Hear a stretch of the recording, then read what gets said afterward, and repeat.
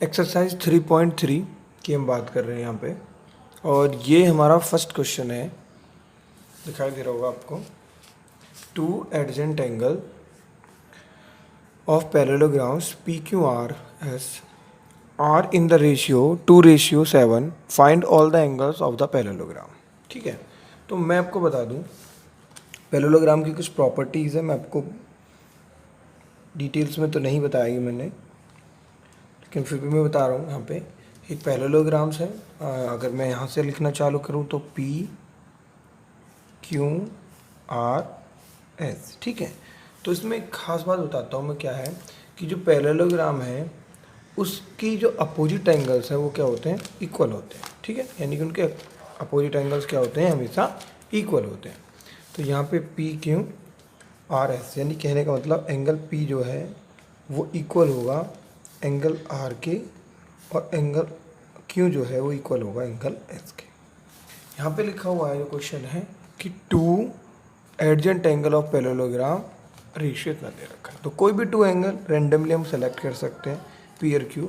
मैं कह सकता हूँ कि एंगल पी जो है वो हमारा 2x है। जब भी हम रेशियो हटाते हैं, आपको मैं बता दूँ, हम वेरिएबल लगाते हैं, इसलिए हमने यहाँ पे x लगा दिया। तो 2:7 था, तो हम ये कह रहे हैं कि 2x हमने p ले लिया और q लेंगे हम 7x। तो क्योंकि p जो है वो इजिकल टू है r के, तो हम कह सकते हैं कि एंगल r की जो वैल्यू हो गई वो भी 2x हो गई, और एंगल q की जो वैल्यू है वो भी एंगल q की जो 7x है, तो एंगल s की वैल्यू भी हमारी 7x हो गई। ओके, तो हम कि जो भी हमारी चार साइड होती है, यानी 4 साइड होती है, उनका जो सम होता है वो क्या होता है, हमेशा 360 होता है। जैसे कि आपने पढ़ा हो कि ट्राइंगल्स का जो सम होता है वो क्या होता है, 180 होता है। ऐसे ही क्वाड्रिलेटरल्स का जो सम होता है वो क्या होता है, 360 है। पीछे वाले एक्सरसाइज में डिस्कस कर चुके हैं, शायद आपको याद होगा, पीछे वाले एक्सरसाइज में हमारा डिस्कस किया था। तो मैं यहाँ कह सकता हूँ कि angle P, angle Q, angle R, angle S is equal to 360।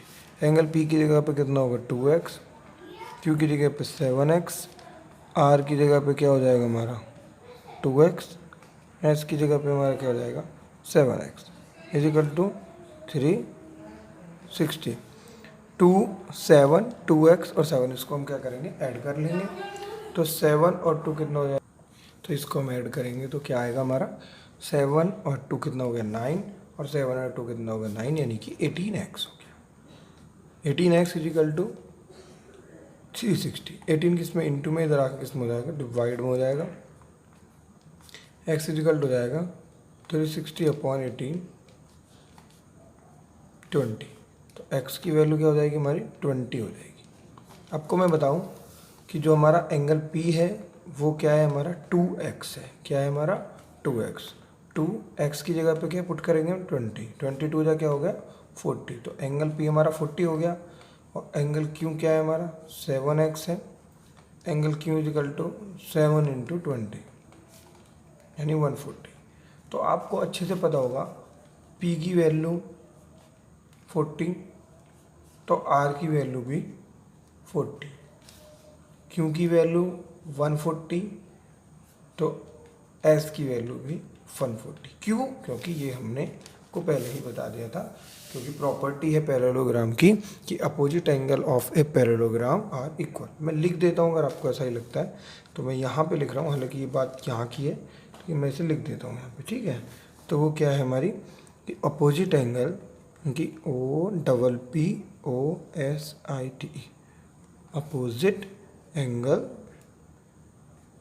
Angles of a parallelogram are equal. ठीक है, और ये वाली मैं PDF आपको भेज दूंगा। थर्ड क्वेश्चन की बात करेंगे अब।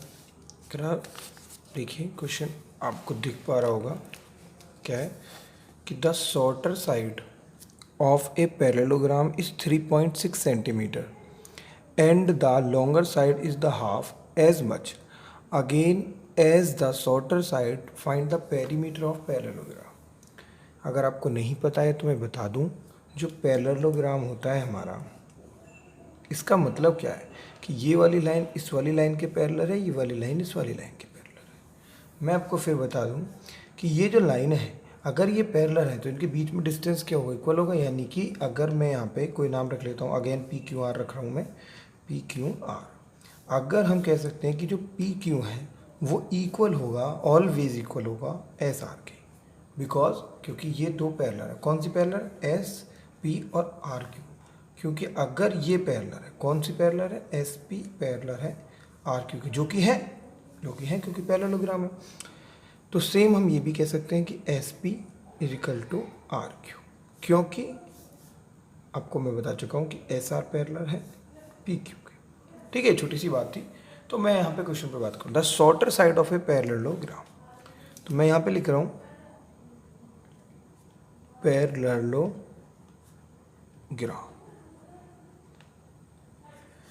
में जो शॉर्टर साइड है हमारी, ठीक है, शॉर्टर जो साइड है हमारी वो क्या है हमारी? 3.6 सेंटीमीटर। कर जो लॉन्गर साइड है हमारी, लॉन्गर साइड क्या है हमारी? जो भी शॉर्टर साइड है उसका हाफ मोर देन है, मतलब इसका हाफ करेंगे। 3.6 का अगर हाफ कर देंगे 3 1 3 1.8 होता है। आपको नहीं पता है तो डिवाइड करके देख लीजिए, यहाँ पे मैं करके दिखा रहा हूँ आपको। 2 से डिवाइड करेंगे 1.8, और आप कर लेंगे, बहुत बेसिक से। ये ज़्यादा है 3.6 से, ठीक है, यानी कि टोटल बनेगा तो कितना हो जाएगा? 6। तो 3.6 तो पहले से ही है, और ये 3.6 से लॉन्गर साइड जो है वो उसके हाफ से ज़्यादा है। तो इसको हम ऐड करेंगे तो कितना हो जाएगा हमारा? 4 3 8 4 5.4।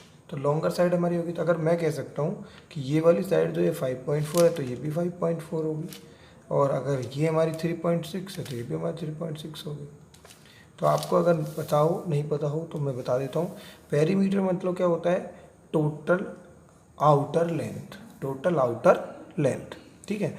तो पेरीमीटर हम यहाँ पे निकाल लेंगे, फॉर्मूला कुछ नहीं होता है पेरीमीटर का, वैसे तो लगाते रहते हैं लोग 2 ब्रैकेट में L+B है जी रेक्टेंगल के, बाकी कोई ज़रूरत है नहीं। पेरीमीटर को आप डायरेक्टली सॉल्व कर सकते हैं। तो पेरीमीटर के लिए क्या है? टोटल बाहर की जो लेंथ है उसको ऐड करना है, सिंपली ऐड करना है, कोई बड़ी बात नहीं। 3.6 5.4 3.6 एंड 5.4, तो इनको ऐड करेंगे तो आपको समझ में आएगा यहाँ पे क्या जाएगा 18.0। ये हमारा आंसर है, और यही क्वेश्चन में पूछा है। बहुत ही सिंपल सा क्वेश्चन है, ठीक है। तो अब अगले क्वेश्चन की तरफ चलते हैं। 5 क्वेश्चन की बात कर रहा हूँ मैं यहाँ पे। तो 5 क्वेश्चन है, आप देख पा रहे हैं यहाँ पे। In the parallelogram SPUN angle P is equal to 3 angle S, find all the angles of a parallelogram.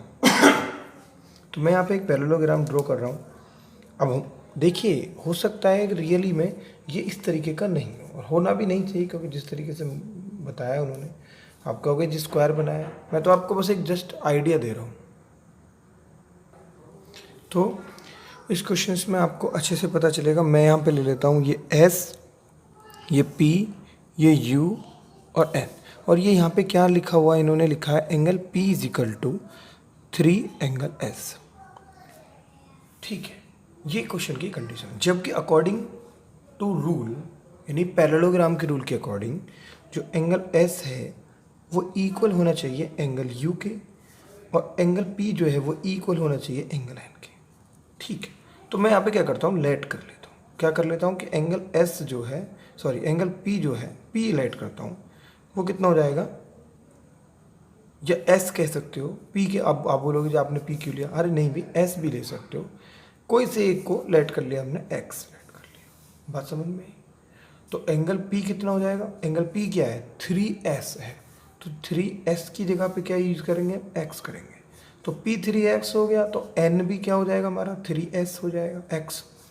और अगर S हमारा X है तो U भी हमारा क्या हो जाएगा? X हो जाएगा, अकॉर्डिंग टू पैरेललोग्राम की मेथड या क्वाड्रिलेटरल्स के अकॉर्डिंग, कि द क्वाड्रिलेटरल्स का जो सम होता है एंगल्स का वो कितना होता है? 360 होता है। ये बात हम आपको पहले भी बता चुके हैं, फिर ले लीजिए दोबारा। PUNS is equal to 360। p की वैल्यू क्या हो गई हमारे यहाँ पे 3x, u की वैल्यू क्या है x, n की वैल्यू क्या है 3x, s की वैल्यू क्या है x। ओके 360 कितना होगा 8x हो गया।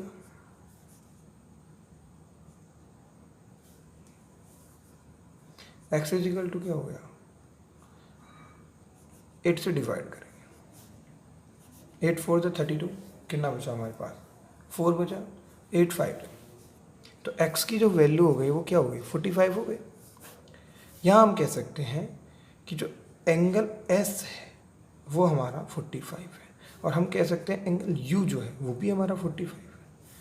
एंगल P है हमारा वो क्या है 3 × 45, 5 3 15, 3 4 12, अरे 30, 135, और एंगल N जो है वो भी हमारा 135। ये हमारा क्वेश्चन है। आई थिंक आपको समझ में आया होगा। बाकी के जो क्वेश्चंस हैं वो आप आई थिंक कर लेंगे, नहीं कर पाएंगे एक पेज के, यानी इस वाले साइड के पे क्वेश्चंस आप सभी कर लें। जो भी डाउट्स हो आप मुझसे पूछ सकते हैं, डायरेक्ट मेरे व्हाट्सएप नंबर पे भी कांटेक्ट कर सकते हैं, अजय सर से पूछ सकते हैं। ठीक है, तो मैं आपको भेज दूंगा, प्लीज़ अच्छे से मेहनत करते रहिए। Okay bye.